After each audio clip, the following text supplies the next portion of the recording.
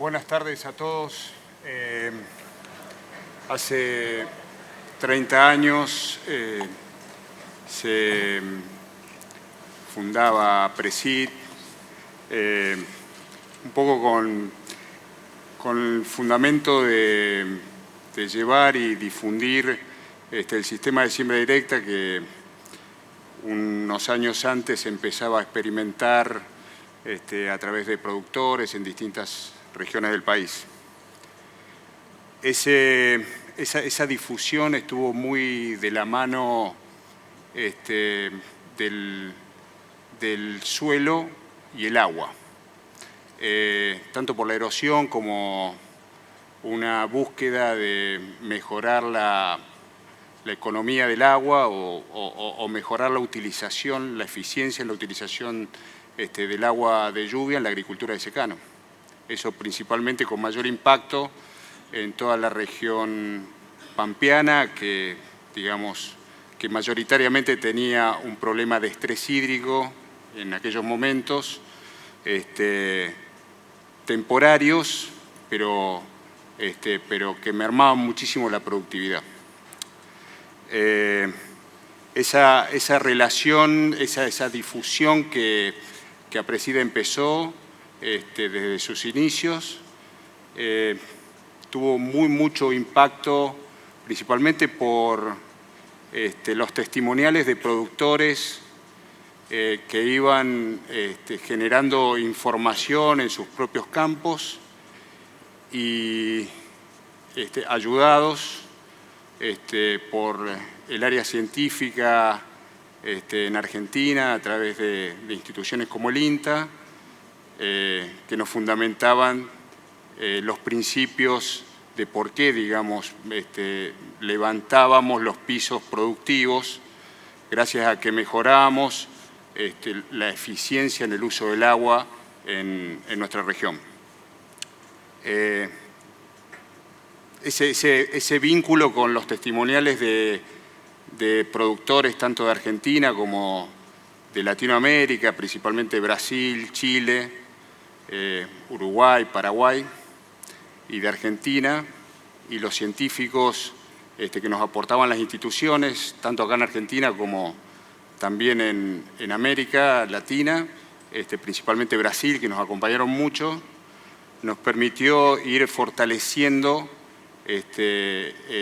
digamos, esa difusión a nivel de productores y asesores como para tomar conciencia de que el sistema tenía bases fuertes y sólidas y que realmente generaban un impacto en la productividad. Una de las personas que nos acompañó desde la ciencia, desde el inicio, desde el minuto uno, fue Rodolfo Gil. Y a través de las relaciones interinstitucionales que APRESID fue forjando, entre ellas con el INTA. Y esa relación fue durante todo ese momento muy fuerte y nos acompañó en la difusión, tanto a través de congresos como de eventos durante todo el año. También participó y nos ayudó y nos capacitó desde un inicio a nosotros, técnicos que éramos más bien extensionistas y estábamos vinculados a la institución, en mirar otras partes del ambiente productivo que es de la superficie hacia abajo, ¿no?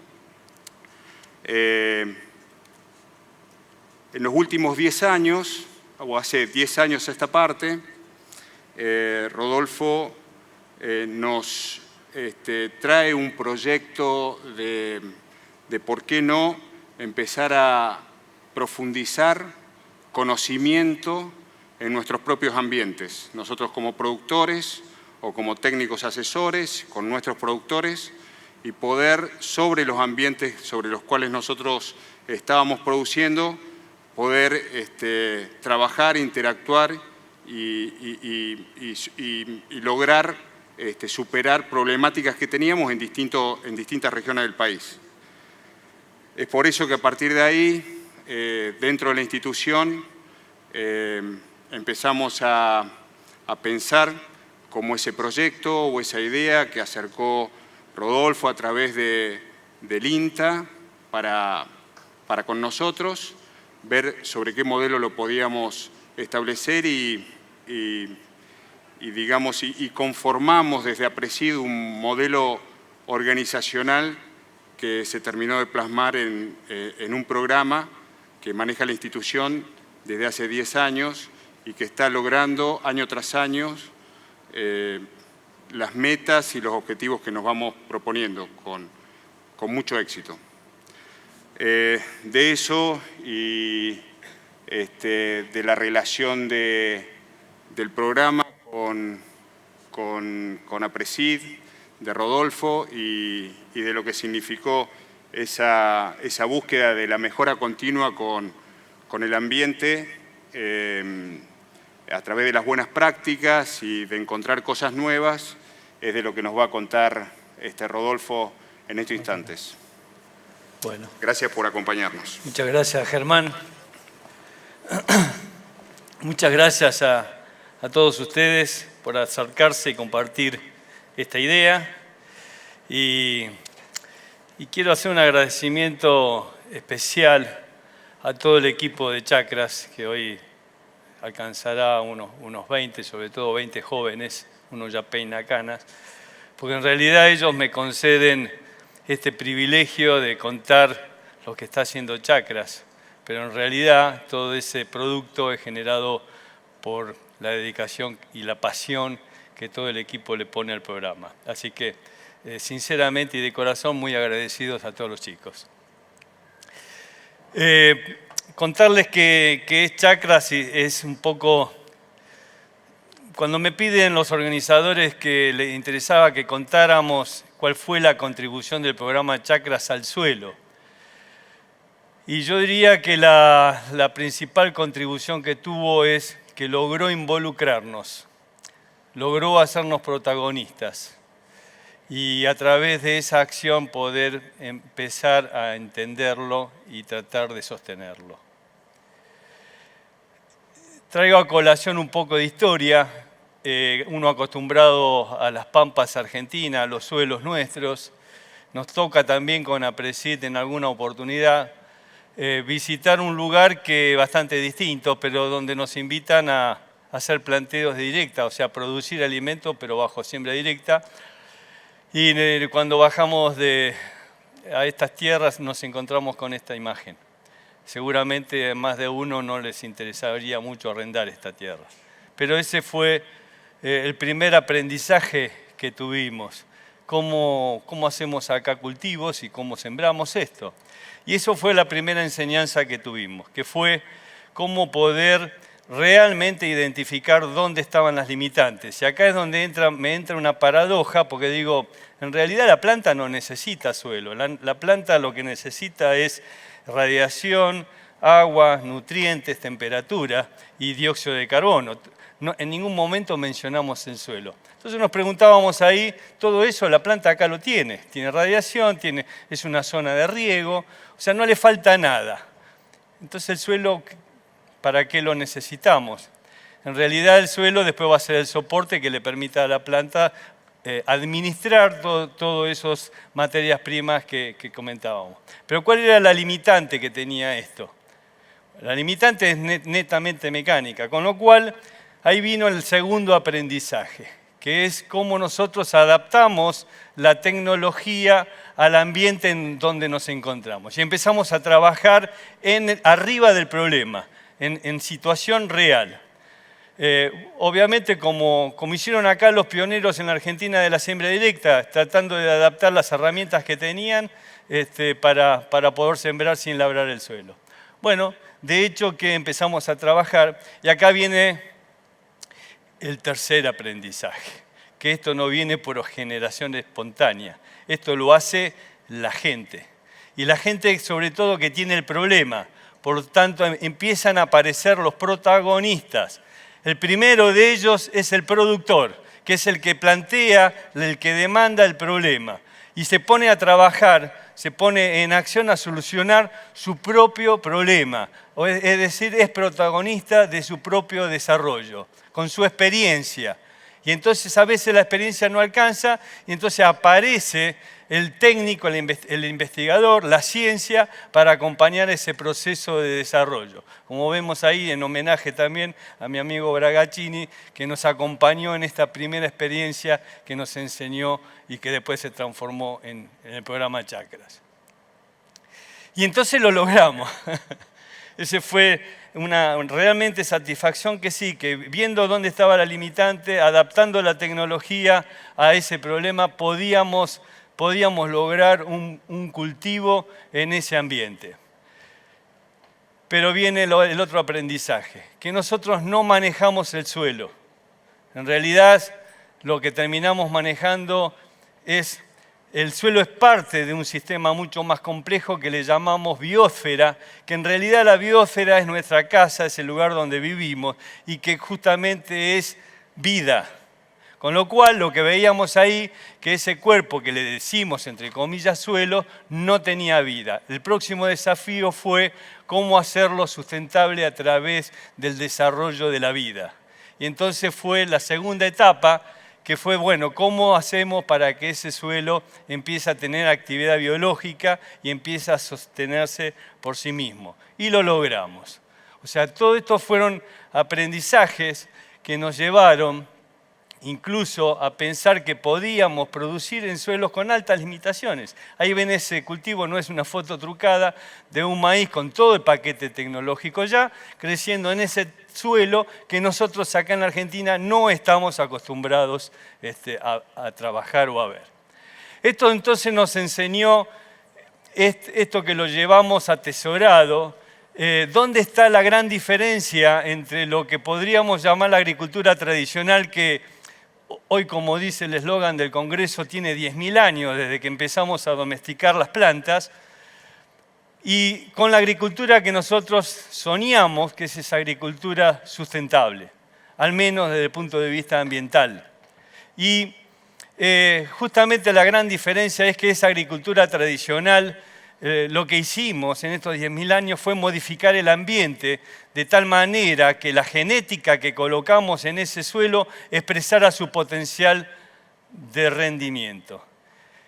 Y esa modificación de ambiente estuvo fundada principalmente en la modificación del suelo. Nos trajo muchos beneficios, pero hoy también estamos cosechando muchos problemas presentes, proyectados también incluso hacia el futuro, todos los conocemos. ¿Dónde está la gran diferencia con una agricultura sustentable? Es que es todo lo contrario. Es cómo nosotros vamos a poder adaptar la planta y la tecnología a cada ambiente en particular, de tal manera que sea el ambiente el que exprese su potencial de producción con el mínimo disturbio. La diferencia, creo, ustedes entenderán, es muy grande. ¿Y dónde está el entendimiento de esa diferencia? Es que una agricultura tradicional se basa en una tecnología de insumos, mientras que una agricultura sustentable se basa en una tecnología de proceso. Y eso exige conocimiento de cuáles son los procesos y cuáles son la dinámica de esos procesos a partir del entendimiento del ambiente. Y así es como nace esta idea de chakras. ¿Cómo podemos? Porque conocimiento hay mucho, pero quizás no lo tenemos ajustado a cada ambiente. La Argentina tiene casi 4 millones de kilómetros cuadrados con una variabilidad muy grande en términos climáticos y en términos de suelo o edáficos. Con lo cual no podemos trasladar recetas de un lugar al otro. De hecho, que lo hicimos, sobre todo las recetas de pampa húmeda al norte, y no nos fue tan bien. Desde el punto de vista productivo y desde el punto de vista ambiental. Así fue como empieza a nacer la idea de chakras, acompañado por también este otro gran amigo, Rogelio Fogante, que nos invita a expandir la idea de trabajar en el lugar, en los ambientes, junto con el productor. Y entonces en el 2009 se crea a través de un convenio con el INTA, que hoy ya lleva, como decía Germán, 10 años, y bueno, y seguiremos por más.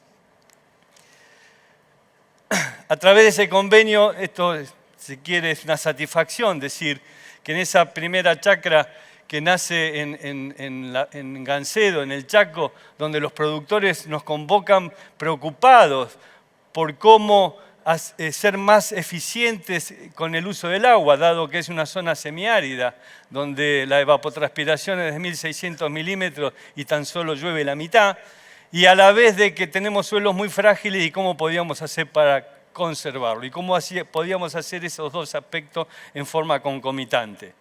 De ahí nace la cuna, digamos, del programa, y hoy podemos decir que han sido creadas, fundadas 16 chacras, cada una con su objetivo, con su finalidad particular a partir de la demanda de los productores. Hoy están en funcionamiento 10, porque 6 del restante ya cumplieron sus objetivos y entonces se le dieron de baja. Es un sistema que es totalmente desestructurado y una chacra nace cuando existe una necesidad, una demanda, y se le da de baja cuando se cumplió, se le dio la respuesta a esa demanda. Pero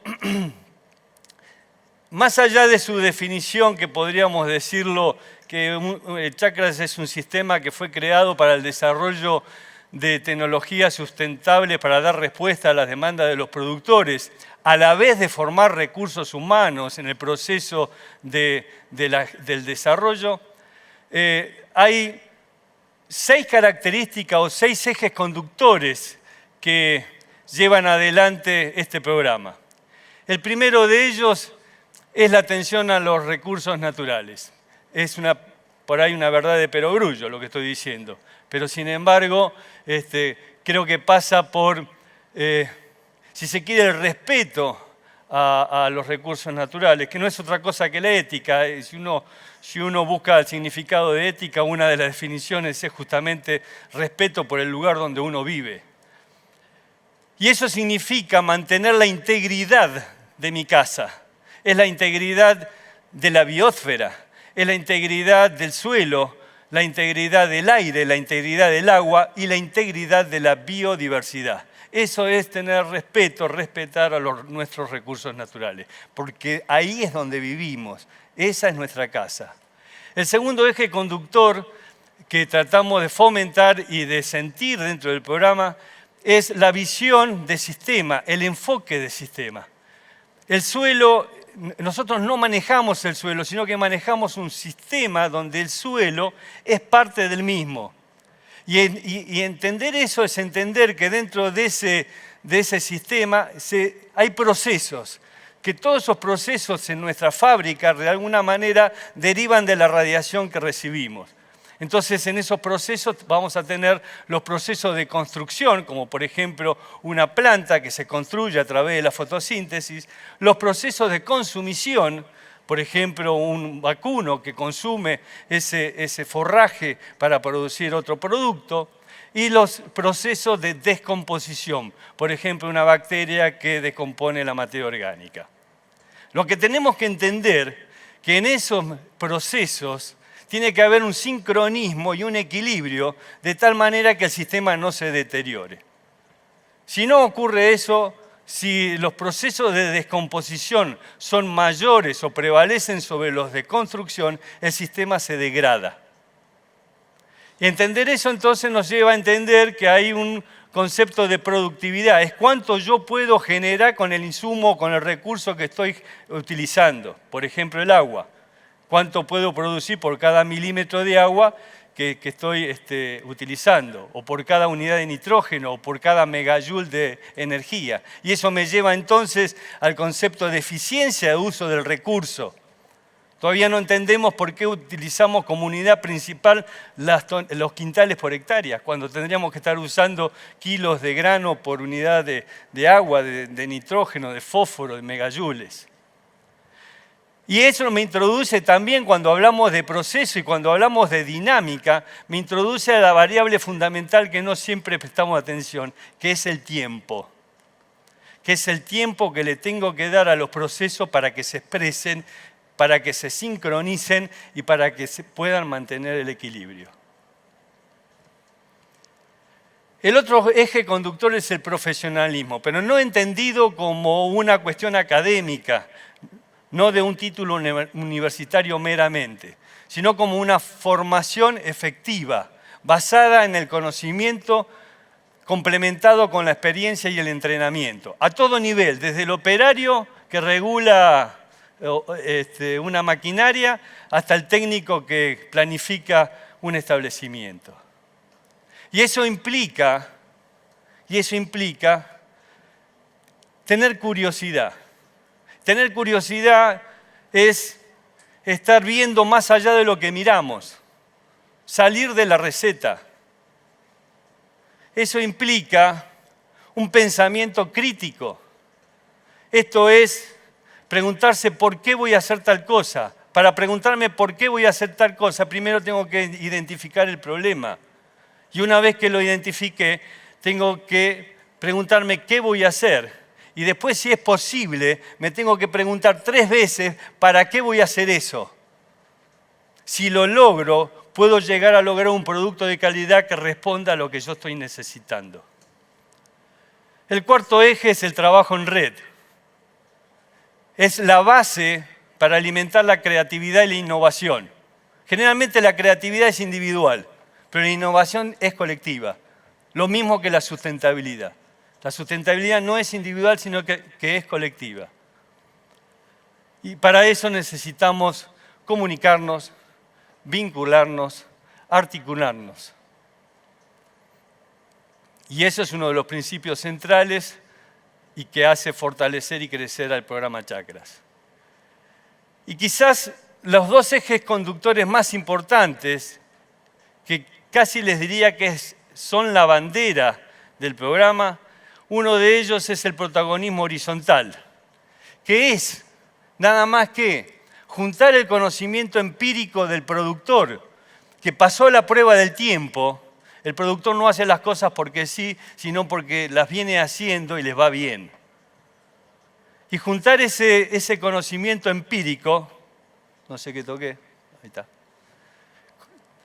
Juntar ese conocimiento empírico con el conocimiento científico, que ve más allá del tiempo, incluso adelantándose a la aparición de problemas que todavía no los tenemos.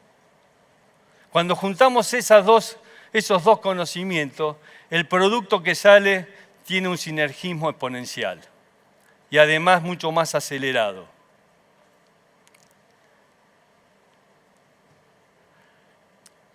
Y ese protagonismo entre productor y ciencia va acompañado también de la empresa, porque la empresa no solamente es oferente de tecnología. A mí cuando alguien me vende un insumo, no me está vendiendo un insumo, ni me está vendiendo un producto. Me está vendiendo un paquete tecnológico e incluso me está vendiendo una solución, o así debería ser. Es más que una solución me tendría que estar vendiendo una satisfacción. Y la institución, que la institución en el sentido amplio, las ONG como APRESID, el INTA, la universidad, el gobierno, tiene que acompañar, tiene que apoyar y tiene que catalizar para que estas cosas se puedan cumplir. El aprender produciendo es nuestra bandera insignia. ¿Por qué? Porque estamos trabajando sobre los escenarios reales que hablábamos hoy. Y se generan planteos con soluciones crecientes. Pero el aprender produciendo significa poder dejar de lado aquellas limitantes que frenan el proceso de aprendizaje. Esto es, dejar de lado los espacios de indecisión. Esto es el saber que no sé. Por ejemplo, yo sé que los cultivos de servicio andan muy bien. Yo sé que hay que intensificar imitando la naturaleza para mejorar la salud del suelo. Pero yo no sé cómo hacerlo en mi campo. Entonces Chakra lo que me permite, trabajando en el lugar, acompañado por la ciencia, es a ir diluyendo ese espacio de indecisión.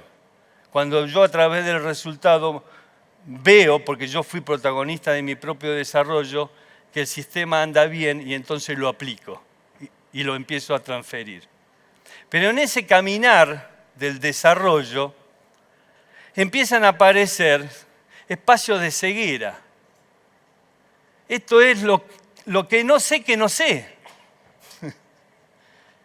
¿Y qué significa esto? En el ejemplo que estábamos poniendo en una de las chacras, que por haber hecho intensificación de una determinada manera con estos cultivos de servicio y con rotaciones adecuadas, empecé a ver que me cambiaba el bioma del suelo, incluso el ADN del suelo, ciertamente acompañado por la ciencia. Algo que yo no me iba a imaginar y que eso a mí me permitiría contar con indicadores biológicos para adelantarme a entender para dónde va la salud de mi suelo y mi capacidad productiva.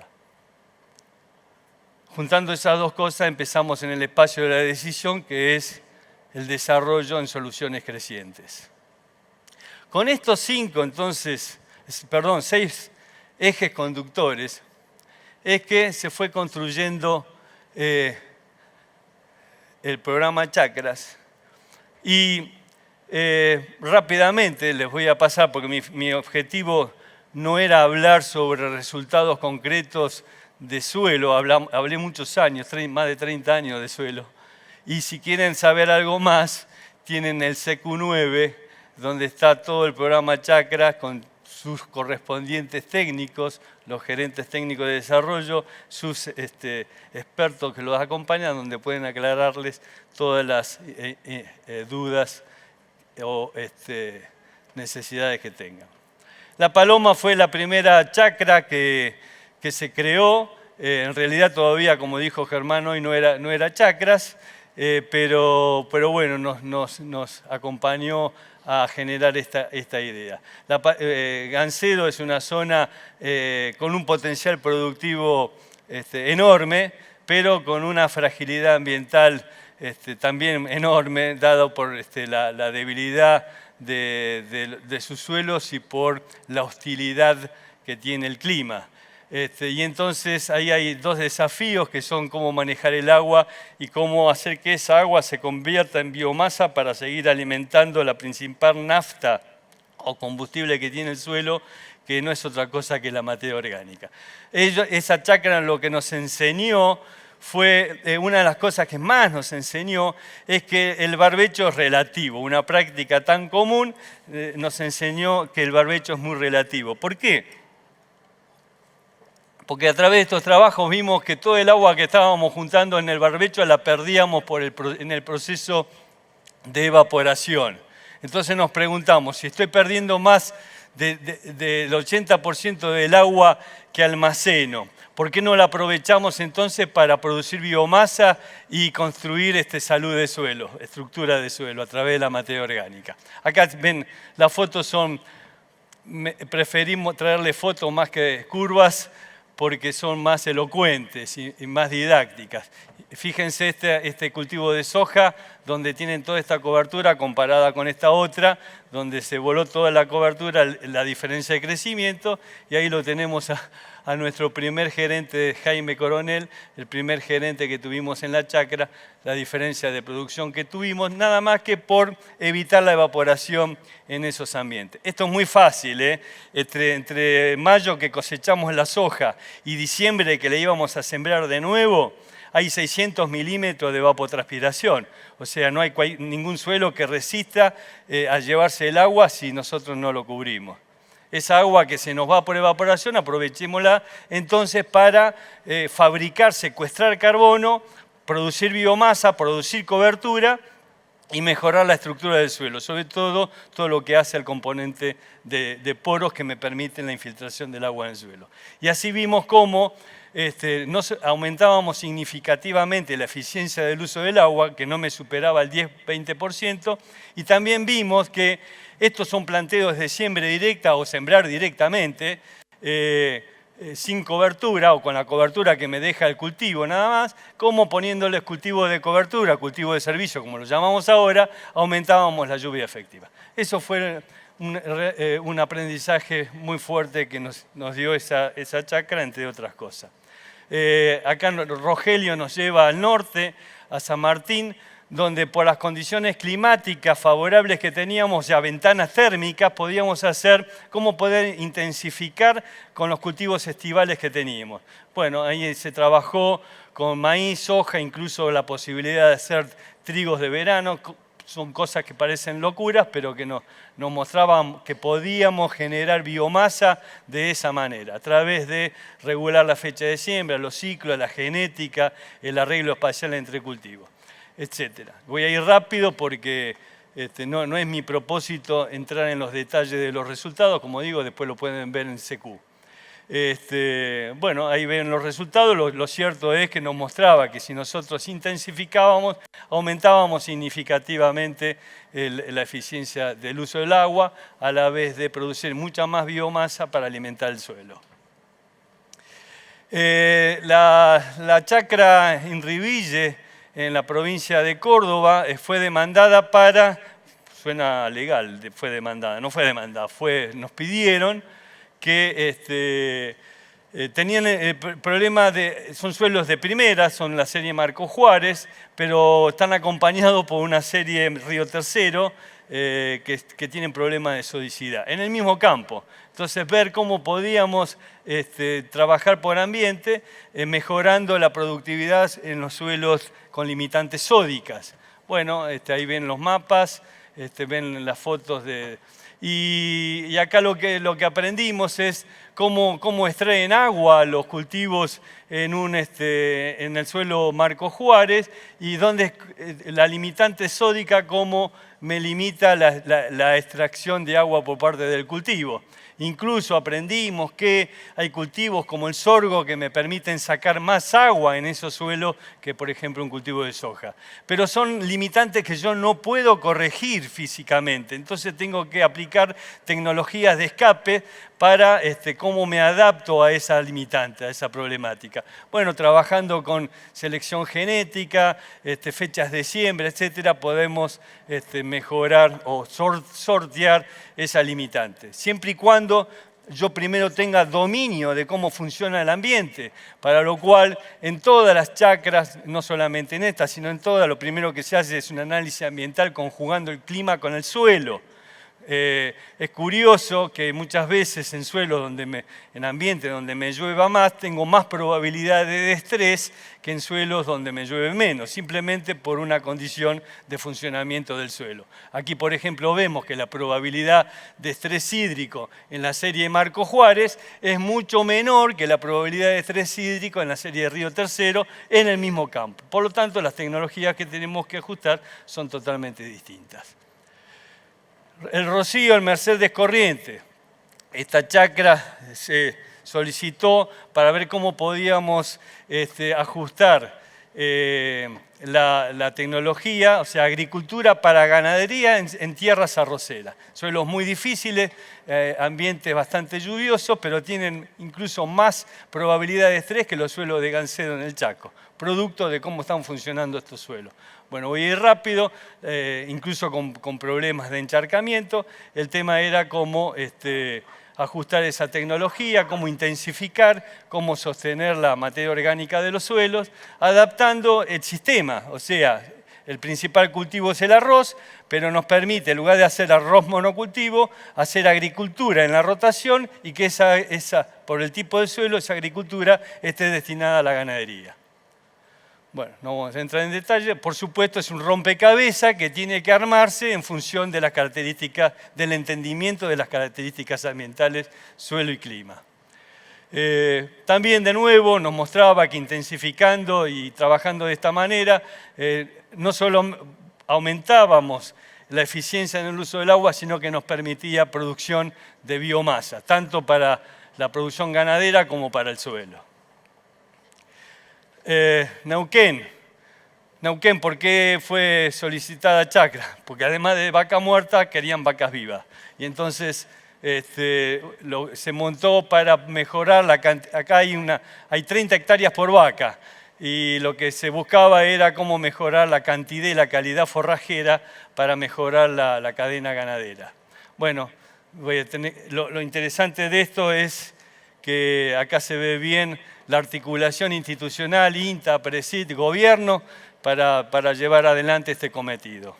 Voy a ir rápido porque no los quiero cansar, pero también logros que estaban, estos eran los espacios de ceguera que hoy les hablaba. No nos imaginábamos, por ejemplo, que en estos ambientes de Patagonia podíamos estar sembrando, incluso cómo la siembra directa nos permitía sostener esas implantaciones en el tiempo, o aprovechar el agua de la cordillera para mejorar los mallines patagónicos a través de un manejo más adecuado.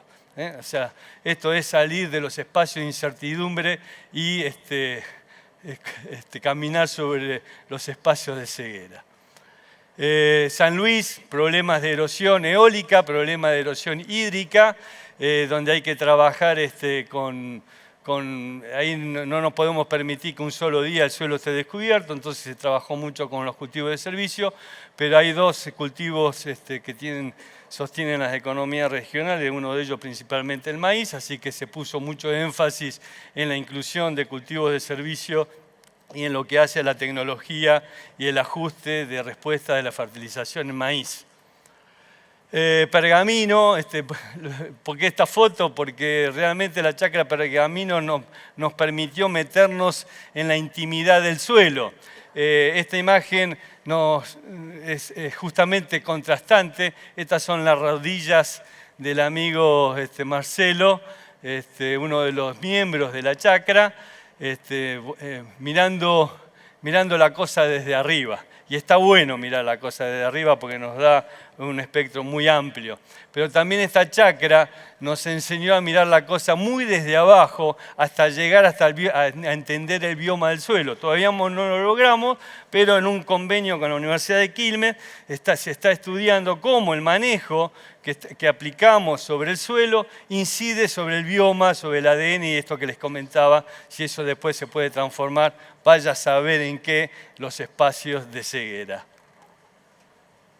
Pero la mejor, creo, imagen que me resume todos los resultados, todo esto está publicado, gente, está a disposición. Pero creo que esta es la imagen que más refleja lo que estábamos buscando. Esto es una estructura de suelo. Miren la fecha, me lo mandaron la semana pasada, los chicos que están trabajando, muestreo el 24 de julio, después de 6 años de chacra, donde se muestran distintos sistemas de intensificación. Este es el sistema convencional que se aplica en la región y esto es agricultura intensificada con pastura. Fíjense el cambio, esto es muy aliciente para nosotros porque estamos convencidos que el suelo tiene una autonomía que se va a quedar sin combustible, pero no es apocalíptico en función de cómo nosotros podemos revertir el manejo. Y esto nos lo está demostrando de que cambiando el manejo podemos cambiar esa salud del suelo para mantener su capacidad productiva. Y nos vamos a Bragado, también esta chacra, los productores tenían incertidumbre en términos de brecha de rendimiento, si realmente estaban produciendo lo que el ambiente les permitía, pero a la vez estaban viendo cierto deterioro en el suelo. Entonces, justamente esta chacra se abrió para atender esas dos cosas, ver dónde estaban las limitantes que me explican la brecha productiva, a la vez de ver dónde estaban las causales del deterioro. Y llegar hasta situaciones como esta, de sembrar en tierras arrendadas con éxito, por ejemplo en coberturas verdes, con un buen manejo. Debe estar por ahí el autor de todo esto, el productor. Lo apasionante de esto es que es el mismo productor que se anima mucho más que los técnicos a hacer las cosas, porque las está haciendo en su casa y no tiene prejuicios de equivocarse. Muchas veces los científicos, los técnicos, tenemos ese prejuicio, no vaya a ser que me pase tal cosa. El productor no tiene esa limitante. Y entonces muchas veces, como el ejemplo que nos dio la siembra directa, van adelante. Nosotros a veces vamos atrás aprendiendo de lo que hace el productor. Justiniano Pozzi, es conocido el problema que estamos teniendo en toda la región pampeana. Esto es es un electrocardiograma, como yo le llamo, que después de Córdoba, de la Sierra Cordobesa, es como que nos morimos. Es una llanura donde es inundable, hay que reconocerlo. Argentina es un país inundable, pero esa capacidad o esa probabilidad de excedente hídrico, por un lado tenemos el clima, pero por otro lado tenemos el manejo. Si nosotros sacamos menos agua de lo que me demanda la atmósfera, esa agua a algún lado tiene que ir, se acumula y genera estos procesos. Eso está muy estudiado. Esta chacra entonces se abrió a cómo esa amenaza, el factor principal de producción que tenemos, sobre todo en nuestro país, es el agua. Entonces, cómo una amenaza la podemos transformar en una oportunidad. Entonces, bueno, se hizo todo un trabajo, incluso se está trabajando en forma integrada con otra chacra que se creó, tanto la de Justiniano Pozzi como la de Los Urgentes, para todo lo que es el manejo de la cuenca en forma integrada. Esto no es un problema de un productor, es un problema de toda la cuenca.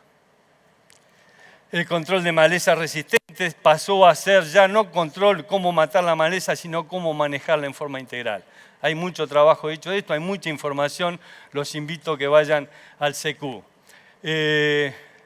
Bandera, a tal punto que tuvimos hace poquito tiempo una satisfacción escuchar a los productores que dicen que la maleza resistente para ellos quedó atrás, pero les apareció otro problema que es la napa en superficies. Bandera se está inundando también.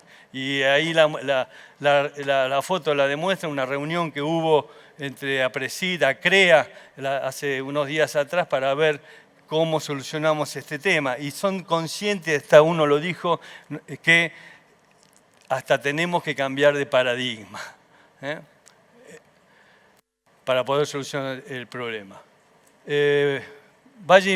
Valles irrigados del norte patagónico, el VIMPA, hoy tuvieron algunos, habrán estado en el taller, realmente nos está mostrando esto de los espacios de indecisión y los espacios de ceguera. Creo que esto es una de las chacras que más nos está mostrando esto, cuando nosotros sabemos lo que no sabemos, o sea, queremos hacer maíz en un ambiente. Yo digo que Patagonia sin agua es una roca meteorizada, pero con agua es un reactor biológico y una plataforma de producción potencial enorme. Aquí en esta chacra debe estar por ahí Magalí, que es la gerente de esta chacra, niveles de producción de trigo, de maíz, insospechados, inimaginables. Producto de que las condiciones ambientales que tenemos en Patagonia son muy propicias para la realización de los cultivos. Nos falta el agua, pero tenemos el Río Negro, que antes de que se nos vaya el agua al Atlántico la podemos aprovechar para secuestrar toda esa energía radiante, carbono, etcétera, transformándola en producción y en sustentabilidad del suelo. En esta chacra el principal desafío, el primer desafío que hubo era fabricar suelo para poder producir. Bueno, eso estuvo dentro de los planes. María Teresa se está estudiando en suelos clase 1, cerca de Venado Tuerto, cómo ser más sustentable a través de la integración de agrícola-ganadera, incluso en suelos de clase 1. Y por qué no en esta como Balcarce, donde se está viendo cómo agregar valor a la producción. Es una forma también de contribuir al suelo para no ejercer presión en forma horizontal, sino mejorar en forma vertical. Sachayo, interesantísimo porque es una zona muy rica, muy vulnerable también, y donde los productores, además de producir y sostener el ambiente, lo que quieren hacer es contribuir al desarrollo sociocultural. Si ustedes se fijan ahí en la imagen, son explotaciones bastante grandes en cuanto a escala, pero están compartiendo todo ese desarrollo con una colonia menonita que son minifundistas tamberos. La vulnerabilidad del norte, que no me voy a poner a hablar porque hay mucho para decir, pero que es un desafío y una responsabilidad que tenemos, como esta otra chacra que se acaba de fundar en el sur de Córdoba, los productores preocupados por la productividad y por la conservación del ambiente, sobre todo el suelo. Y recientemente también en el suroeste del Chaco, los productores realmente, además de preocupados, ya en algunos casos no se sabe qué hacer. Ustedes saben todo el proceso también de inundación que tuvieron este año, pero son tierras con más de 50, 60 años de algodón, girasol, soja, que dijeron basta, nos quedamos sin nafta, no chocamos por suerte, pero se nos acabó la autonomía. Y entonces se arma una chacra para ver cómo podemos revertir ese deterioro y seguir produciendo satisfactoriamente. Las redes que también están en el espacio de chacra, que son temas transversales a todos, que de alguna manera realimentan a todas las demás chacras, como son las redes de maíz tardío, las redes de soja en el NEA, las redes de cultivo de servicio, las redes de maíz en el sur de Buenos Aires. Lo que decía hoy, el equipo que es el artífice de todo esto que estoy hablando, y tan solo pensar en términos de lo que nos decían la contribución que está haciendo Chacra al suelo. Bueno, en este año solamente 65 informes visuales, 26 talleres de resultados, casi 30 giras de campo, 6 informes finales, 37 publicaciones en revista, 32 charlas técnicas, 18 jornadas técnicas, 12 reuniones técnicas el año que pasó. Así que los invito para aquellos que tengan interés en tomar información, ahí está disponible. Pero lo que quiero terminar de decir mientras... Ahí están los verdaderos protagonistas, que esa fue la principal contribución de Chacras al suelo, que es realmente unirnos en forma horizontal, como decimos, y que todos seamos protagonistas de ese desarrollo. Para eso, como decía Germán, Chacras tiene una pequeñísima forma o metodología que se basa en los miembros que fundan la chacra, que no es otra cosa que los productores, que se les constituye un técnico que se va a dedicación exclusiva, como le llamamos nosotros, pero para chacra de dedicación exclusiva no es entrar a las 6 de la mañana u 8 y irse a las 5 a las 6, sino dedicación exclusiva es acostarse y levantarse pensando en el problema, tratando de buscar la solución.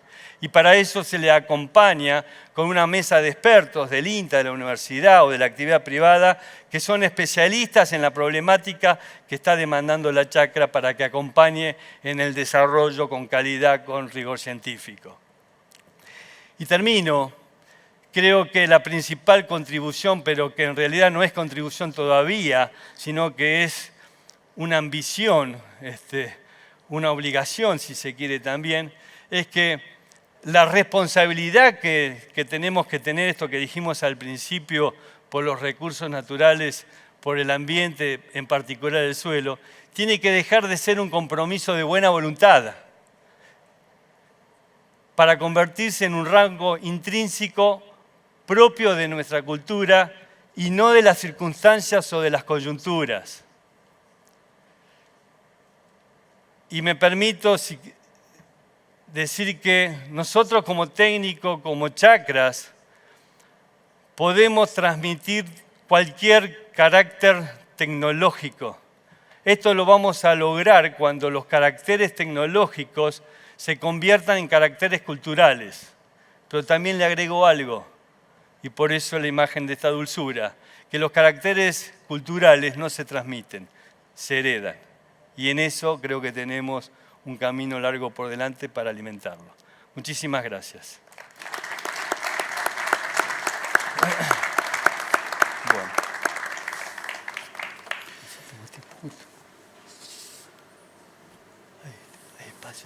Bueno, mira, hay algunas preguntas que las voy a resumir en dos preguntas. Una más técnica, que espero que no nos mandes a CQ9 y que la respondas acá. Y la otra un poquito más institucional, pero que bueno, es un tema de 10 años. La técnica que me ha llegado es cómo ha impactado la suba de las napas o las inundaciones temporarias, digamos, en la mejora lograda durante 20 años o más de siembra directa continua con buenas prácticas,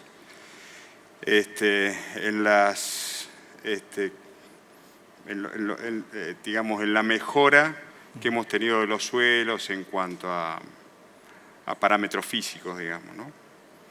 Todo lo que hemos logrado de mejora de aumento de la materia orgánica, mejora de la estructura, la mejora, digamos, de agregados del suelo, mejor infiltración, porosidad, de todo lo que tanto no has hablado. Bien, bien. A ver, me pasé la vida diciendo que había que dejar los rastrojos en superficie, que había que generar raíces, que había que generar macroporosidad para que el agua infiltre. Y por otro lado, recién dije que la Argentina es un país llano, o sea, es un país inundable. Con lo cual, esa ecuación, llanura más siembra directa, una situación muy propicia, una receta infalible para infiltrar el agua. Entonces ahora vamos a decir que la culpa de la napa la tiene la siembra directa. Teorema del absurdo. Lo que tenemos que entender es que todos los ambientes tienen una demanda ambiental. Por ejemplo, vamos a hablar de Marco Juárez, toda esa zona de Belleville que se está con exceso hídrico, podrá tener 1.300 milímetros de evapotranspiración anual y nos está lloviendo en esa zona 900, vos que sos de ahí. O sea que tenemos una potencialidad de sacar agua en función de la demanda con respecto a la oferta de lluvia, ideal para sacar todo el agua que me llueve. Entonces no debería tener napa si yo lograra aprovechar toda esa demanda ambiental. Ahora, ¿cómo lo aprovecho eso? Con evapotranspiración. Esto es, ¿quién me evapotranspira? La planta. Si yo utilizo parte del tiempo nada más evapotranspirando, por ejemplo, en lugar de 365 días del año, solamente aprovecho 3 o 4 meses y en lugar de sacar 1.400 milímetros, saco 400, evidentemente hay 500, 600 milímetros que no los saqué. El primer año no pasa nada, pues sigo teniendo lluvias, ese vaso se va llenando y es lo que pasa, tenemos las napas arriba. O sea, en buena hora que esté la siembra directa, que no me deja correr el agua con energía, que no me produce erosión y que se me almacena. Lo que tenemos que nosotros ponernos en el chip es que esa agua la tengo que usar por 2 razones, porque me produce para la empresa y porque me sostiene la capacidad productiva del suelo. No se olviden que además de producir grano, lo que estoy haciendo es fabricando biomasa para sostener la materia orgánica. Y la materia orgánica, ustedes en el comercio no la compran, nadie les vende materia orgánica. La materia orgánica la tenemos que fabricar nosotros. Bien. Y lo otro que... Perdón que quiero agregar otra cosa. ¿Cómo no? Y que la solución no está en el individuo. O sea, nosotros en las chacras estamos viendo que por más que intensifique con cultivo de servicio, con la rotación en un lote, la aguja se me mueve muy poquito o casi nada. Nos tenemos que poner de acuerdo en la cuenca, en el área, para que todos podamos hacer lo mismo y sacar todo el agua por evapotranspiración. Y la que no podemos, sí hacer obras de ingeniería reguladas, normalizadas, como tienen que ser, para sacar los excedentes, sin daño. Una cosa que ronda desde los inicios del programa o del sistema Chacras ha sido siempre la relación con el Estado. Y la pregunta que normalmente se hace la gente que interactúa desde todo este tiempo con nosotros.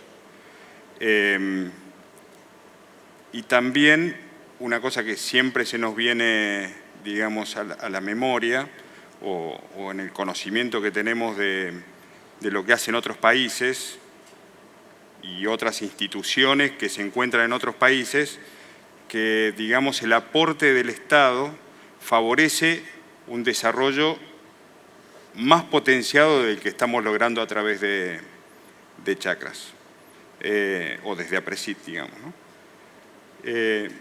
Entonces hay como una pregunta, digamos, en común de muchos, que es en qué forma el Estado colabora con el programa. Más allá, digamos, de esta relación interinstitucional que significa APRESID con INTA, a través del cual vos estás involucrado particularmente en el programa. En primer lugar, me gustaría decirlo, y no como especialista, como técnico, sino como ciudadano, que Estado somos todos nosotros. O sea que en realidad el tema pasa por nosotros. Los demás son administradores de turno, para ponerle un rótulo. Ahora, con roles y funciones. Y yo como Estado también tengo que hacer cumplir esos roles y funciones y ser protagonista también de eso. O sea, es muy fácil pedir, pero en esto tenemos que aportar todos. O sea, tenemos que dejar de ser espectadores para todos ser actores. En el caso particular de tu pregunta es el Estado como generador de conocimiento a través de las casas generadoras de conocimiento, universidad, INTA, CONICET. Yo digo que debe haber un espacio de libertad de generación de conocimiento, sin saber esto de los espacios de ceguera, que estoy tratando de descubrir, sin saberlo. Pero creo que hay una obligación de reconocer dónde están las necesidades, los problemas, para ponernos a trabajar para solucionarlos. Y en eso creo que es un rol del Estado. Y en el rol del Estado también está el tema de las políticas comunes y hasta de regulación. Pero eso creo que también lo tenemos que construir en conjunto, porque creo que ninguna buena idea que se impone por la fuerza termina siendo una buena idea. Con lo cual me parece que en la normalización también tenemos que trabajar juntos. Lo que sí también tengo claro, que a mí me habilitan para manejar, por ejemplo, mi automóvil, pero yo no me puedo pasar un semáforo en rojo. Esas son normas que tenemos que cumplir. Y ahí creo que también tenemos que ser conscientes y trabajar todos juntos. Para eso, vos me preguntabas desde Chacra. Sí, desde Chacras tenemos mesas de diálogo. Esta mañana tuvimos una, ayer tuvimos otra, con el gobierno de la provincia de Córdoba, con el gobierno de la provincia del Chaco. Hoy tuvimos una mesa con la Universidad de Buenos Aires para articularnos y trabajar juntos, porque es una simbiosis esto, y es un beneficio para todos. Yo creo que en todo planificación, en toda acción de este tipo, tiene que haber mesas de diálogo. Bien, y creo que también en esto, digamos lo que nos muestra el programa, es que hay un factor tiempo, digamos, las cosas no cambian del día para la noche. Hay que ponerle trabajo y continuidad a través del tiempo, que es donde terminamos viendo un poco los resultados y el logro de objetivos. Y como una conclusión personal, y quisiera que, si tenés y quisieras hacerla, alguna reflexión también final, es que APRESID es un buen ámbito para el desarrollo de proyectos que generan agregado de valor, tanto en lo productivo, ambiental como social, y Chacras es un muy buen ejemplo de eso.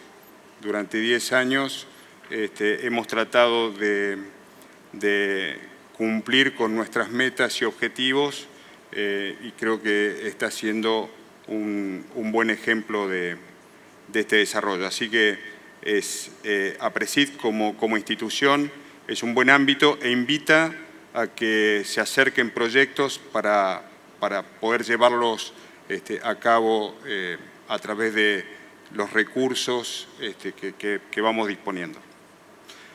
Rodolfo, muchas gracias. No sé si querés comentar alguna reflexión final. No, simplemente compartir esto que acabaste de decir vos, invitándolos a todos aquellos a que se sumen, no a Chacras, sino a este gran compromiso que tenemos de involucrarnos para que las cosas sean mejor. Muy agradecido, muchas gracias. Gracias a todos.